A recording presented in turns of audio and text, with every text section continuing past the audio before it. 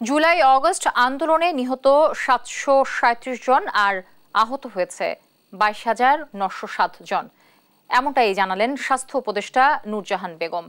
সোমবার বিকেলে সচিবালয়ে এক ব্রিফিংয়ে এ তথ্য তুলে ধরেন তিনি। উপদেষ্টা বলেন, নিহত ও আহতদের তালিকা প্রণয়নে গঠিত কমিটির তথ্য মতে ৭৩৭ জন নিহতের তথ্য পেয়েছে মন্ত্রণালয়। এর সঙ্গে শিক্ষার্থীদের দাবি অনুযায়ী ১৫০০ জনের তালিকা মিলিয়ে দেখা হবে। ডিসি ও সিভিল সার্জন পর্যায়েও তথ্য চাওয়া হয়েছে বলে জানান উপদেষ্টা।